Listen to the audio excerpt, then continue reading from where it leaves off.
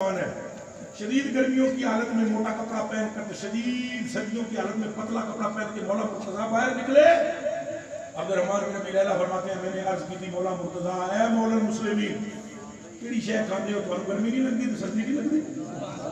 گرمیاں وچ جس کپڑے پاندے ہو موٹے سردیاں وچ پاندے ہو پتلے تے تھانوں سردی کچھ نہیں آدی؟ ہنج کر کے تکیا مولا مرتضیٰ نے فرمایا سن اوے عبد الرحمن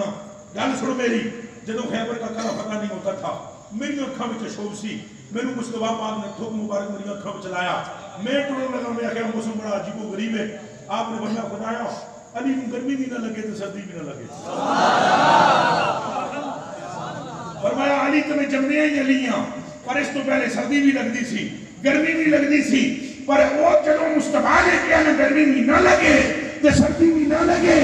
اس تو پیچھے نہ گرمی تے نہ سردی فرمایا یہ گل پھکیاں تے خوراکاں دی نہیں گل ساری